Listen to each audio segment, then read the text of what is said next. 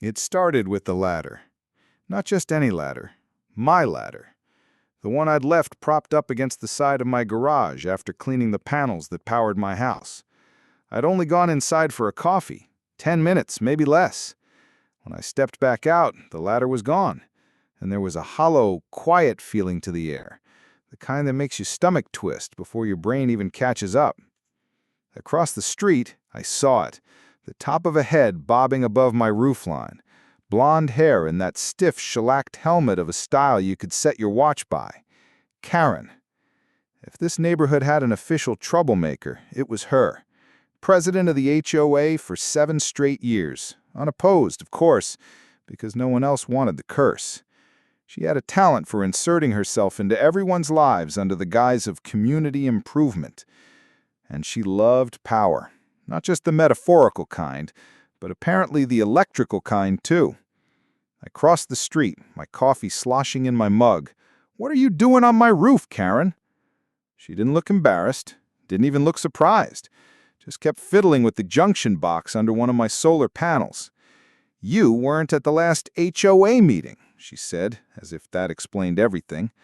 "I was out of town, but that doesn't give you permission to—" "Actually," she cut in, voice sweet in the same way antifreeze is sweet, "the board voted to make an emergency use of certain neighborhood resources for the betterment of the community clubhouse. Your solar array has excellent capacity, and the clubhouse's electric bills are through the roof." She laughed at her own joke. "So, we decided to reroute some of that excess."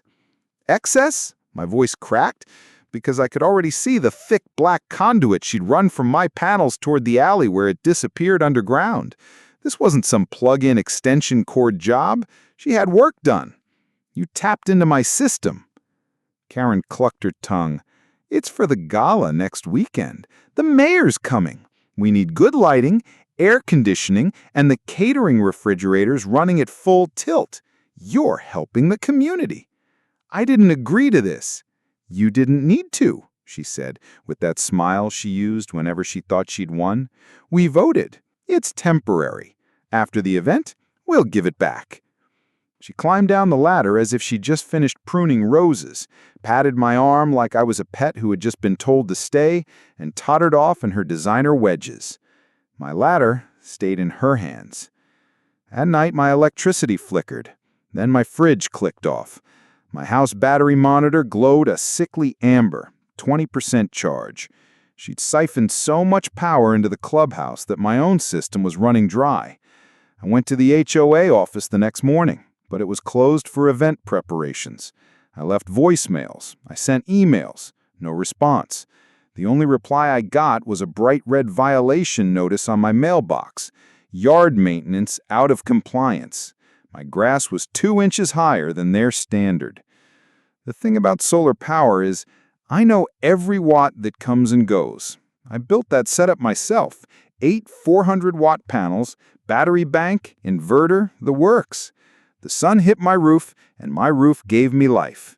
Now every watt I made was being sucked away to keep Karen's precious clubhouse cold enough to hang meat. By the 3rd day, I knew this wasn't temporary. I saw the permanent wiring conduit they'd installed under the alley pavement. That wasn't a weekend fix. That was theft disguised as community betterment. And the more I thought about it, the more I realized she chose my house because I was quiet, because I didn't show up to meetings, because I didn't gossip over hedges. She figured I wouldn't fight. She figured wrong. I started with reconnaissance. Walked past the clubhouse in the early evenings, peering at the windows. They had lights on in every room, the industrial kitchen running full blast. Even the decorative fountain was lit up at night now. My watts, making her look good. I caught snippets of her bragging to volunteers.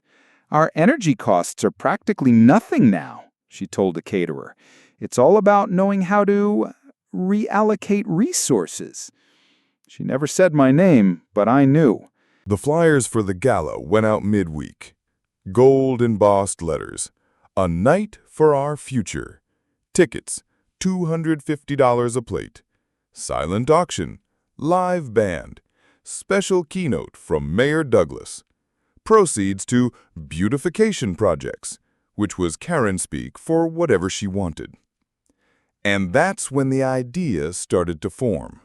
The kind of idea you don't admit out loud until you're sure you can pull it off. Because it wasn't just about getting my power back anymore. It was about making sure she never tried this again. I spent the next 2 days in my garage. Pulled up the blueprint of my system on my laptop. The conduit they'd tapped into was under my control. Sort of. I couldn't remove it without tearing up the street, but I could install a discrete bypass switch inside my main inverter housing. One flip, and the clubhouse would go dark. Completely. But I didn't want to just flip it on at any random day. No, this had to be at the moment, the peak, the point where the most people would be watching her shine. That would be the gala. The day before the event, I made my modifications.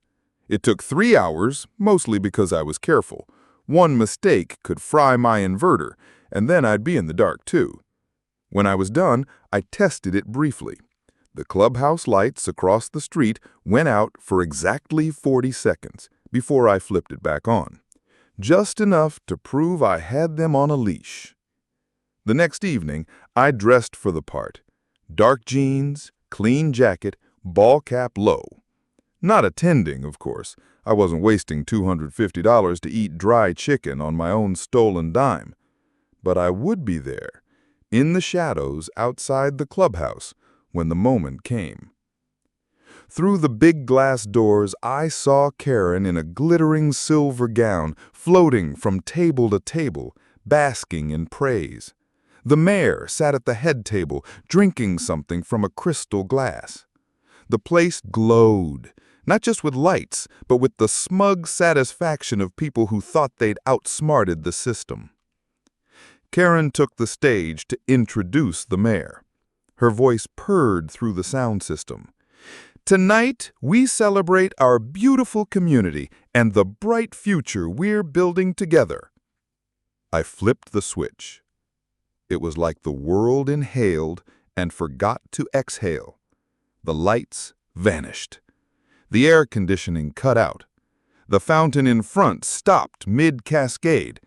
Even the street lamps outside, powered through the same junction, winked off, leaving only the pale wash of the moon. Inside, I could hear the confusion rising. The microphone gave one last crackle before dying. The mayor's voice drifted out. What just happened?" Karen's silhouette moved frantically across the stage. Someone tripped over a chair. The caterers, I imagined, were staring at ovens and refrigerators gone dark, food halfway cooked. Outside, the faint hum of the generator they kept for emergencies sputtered, out of fuel. She had spent so much time stealing my watts that she'd forgotten to prepare her own backup. And I just stood there, in the shadow of a tree, watching her kingdom crumble. I didn't turn it back on. Not that night. The thing about darkness is that it doesn't just hide, it reveals. Without the lights, without the carefully staged colors and sparkling decor, the clubhouse was just a plain old building. The shine was gone, and with it, the magic Karen had built her little empire on. I leaned against the tree, watching shadows dart back and forth inside. Some guests pulled out their phones, their screens glowing like fireflies, but the signal was weak. Everyone in the room was fighting for the same tiny bandwidth.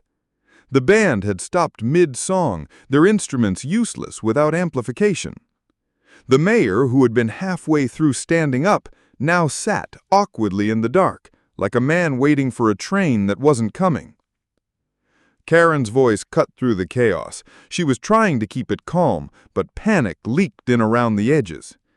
"It's just a temporary glitch, everyone, please. Stay seated. We'll fix this." But she couldn't fix it. Not without me. I imagined her running into the kitchen, barking orders at the staff. I knew exactly what she'd find. refrigerators already climbing in temperature, dishes half-finished, champagne bottles sweating in the heat now that the AC was gone. The air in there would be turning sticky, oppressive. And all the while, the clock kept ticking. 30 minutes into the blackout, guests began to leave. First, the older folks who didn't want to stumble around in the dark. Then the ones who'd been waiting on the dinner they'd paid so much for. The mayor tried to keep a smile, shaking hands politely on his way out, but his eyes said it all. This was a disaster. He wouldn't forget it, and neither would anyone else. I walked home without hurry, passing the alley where the conduit ran. A soft hum still came from my side of the system. My house was glowing warmly when I stepped in. Coffee maker working, TV humming, fridge cold. My panels were mine again. For the first time in days, I slept without that bitter churn in my stomach. The next morning, I woke to pounding on my door. Not a polite knock. This was full-tilt, open-up-now fury. I didn't have to guess who it was. Karen stood on my porch, hair less perfect than usual, her dress from last night wrinkled like she'd slept in it, or hadn't slept at all. Behind her were two other HOA board members, looking more embarrassed than angry. "You," she said, pointing at me, as if naming the culprit in a murder mystery. "You sabotaged us." I rubbed my eyes. "Morning to you, too." "Don't play dumb. The power went out at exactly 8:14 p.m., and I know you were lurking around. We traced the outage back to the junction at your property. You mean the junction you installed without my permission? That junction? The one that was stealing my electricity?" She froze for half a second before recovering. "It was for the community. We voted on it." "I didn't, and I never signed anything. In fact, I have security footage of you and your contractors trespassing on my property to tap into my system." I stepped aside and gestured toward my laptop on the kitchen counter. "Would you like to see the time-stamped clips? Or should I just forward them to the city code enforcement office, maybe the police?" Her mouth opened and closed like a fish gasping for air. One of the board members shifted uncomfortably. The other glanced down the street as if hoping to escape.